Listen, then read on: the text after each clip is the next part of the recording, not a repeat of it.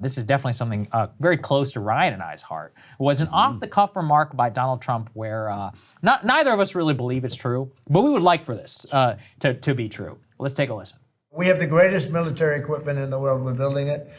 At some point, when things settle down, I'm going to meet with China, and I'm going to meet with Russia in particular, those two, and I'm going to say there's no reason for us to be spending almost $1 trillion on military. There's no reason for you to be spending $400 billion. China's going to be at $400 billion. We're at $1 trillion. We're going to be at close to $1 trillion. And I'm going to say we can settle this on, we can spend this on other things. We don't have to spend this on military and I'm going to be meeting with China. You know, we were trying to de-escalate nuclear, and I was in a position where Russia had agreed and China had agreed we were going to start, and then we had a rigged election, so that never took place. But this one was too big to rig. We won by so much that it was too big to rig. That President Putin really liked the idea of cutting way back on nuclear, and I think the rest of the world, we would have gotten them to follow, and China would have come along too. China also liked it. Tremendous amounts of money are being spent on nuclear, and the destructive capability is something that we don't even want to talk about today. Because you don't want to hear it. It's too depressing. So we want to see if we can denuclearize, and I think that's very possible.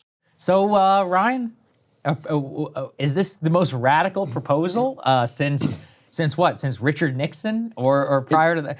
I'm trying to think, maybe the Kennedy administration, the START treaties, the nuclear treaties. This is definitely in that vein. Now, obviously, there's not a single, is there maybe one lawmaker in Washington, maybe 2 or 3, who might have go along with this? But like Bernie. All 532 other members definitely going to be against this. So again, Bernie, as long as you don't go after whatever they're making in Vermont. That's right. As long as you're not touching whatever is made in Vermont, he says, well, you know, we don't have to spend this on other things. We can lower our defense spending all around, and then we won't have to spend it on the military. It's a nice idea. It's certainly a nice idea. You have to go back to JFK's American University peace speech. Oh, the one that got him killed. The one that probably got him killed. Right. And also people should go back and check out the conspiracy analysis around that where he may have been influenced by LSD toward the end of his life. Is that true? I didn't know that. Yeah, from Mary Pinchot Meyer, who he was having an affair with, who was Cord Meyer's ex-wife. Okay. Cord Meyer, one of the kind of top original goons in the CIA. She was also very close friends with Timothy Leary. Oh, and she definitely dosed David Bradley and a bunch of other like luminaries in the 1960s. And fascinating. And so there's some blowing my mind right now. No question she smoked weed with JFK. All right. Well, it's the old weed. There is some question. We'll make an exception. Did they trip? Okay. It's possible. Yeah. She was then murdered on the towpath. So go have fun down there. I'm unfamiliar with all of this. Oh, this is a good one. Yeah, this is a good one. I need to talk to Oliver about it. We got to give him a call. So Trump is creeping into dangerous territory here. You're right. This is very but dangerous territory. he's obviously correct. If you can sit down with China and Russia and be like, look, we're dropping $1 trillion, you're dropping $400 billion. Russia, you're dropping an insane percentage of your GDP on military spending and nuclear spending. You can't afford that. We're getting bankrupted. China, don't you want to do more Belt and Road stuff instead of nuclear weapons? And if they can come to an actual agreement on that, that's Nobel Peace Prize worthy. That's again why I'm so supportive of ditching all of these fake institutions, which I think either propagate conflict or do everything to truss up great power competition in the language of international values. We were talking a lot about this last time with Crystal about the idea of propping up and sending 1 million or so Ukrainians to their death or to being maimed for democracy. And it's like, this is obviously not about democracy. It's about realpolitik. A bad reading, in my opinion, about trying to get all these Russians killed. But it especially falls apart with realpolitik policy in Israel. So you're like, oh, well, actually, we're okay with it over here, but we're definitely not okay with it over here. It's ridiculous, right? And it falls apart on its own face to any neutral observer out there. Her point was, well, maybe it was a good thing to at least still truss it up with democracy. But this gets to my point that there is no true balance of power in the language of human rights, democracy, institutions. Great powers are the people who run the world. It has just been through these institutions that have been their vehicle. At its heart, the future of the world will be, basically decided by the nuclear powers, and especially by the United States and China, to a lesser extent Russia here, with respect to Europeans. So just sit down with them and be like, okay, what are we doing here? This is something that we did so much in the past. I mean, one of the things I respect so much about our leaders like Eisenhower and Truman and FDR is, outside of FDR's case, Truman and Eisenhower were deeply skeptical of Khrushchev or of Stalin. They still met with them all the time because they even, mutually distrusted each other at those alliance tables, but they had obviously a common enemy under Nazi Germany, but even beyond that, trying to figure out what can we do about, making sure that there is not such another devastating war. And I think, if anything, the removal of consequence of war, what you were talking about earlier with Europe, has turned all of this into an intellectual exercise that belies how important it is to actually have true balance of power, to have honesty in international relations, where hypocrisy, in my opinion, just breeds too many gaps for people like Russia and others to view what is U.S. national policy with respect to Ukraine. When we don't speak in the language of national interest, we both cannot understand one another, but it leads to so much ambiguity, hypocrisy, and others, that it leads to things like Iraq, Libya, the North Koreans being unable to trust us for giving up their Imagine if we had never taken down the Libyan regime and destroyed Gaddafi. I think there's not a big chance, but there's somewhat of a chance that the North Koreans would listen. But that's what they always say. They're like, I'm not listening to you. Yeah, I will never trust you. Look at Gaddafi. I don't blame them. If I were them, there's no way I would give it up either. Right, he gave up nuclear weapons and then quickly thereafter he's dead. The only place where I'd slightly disagree with you there is that I would draw some daylight between the approaches of FDR and Truman.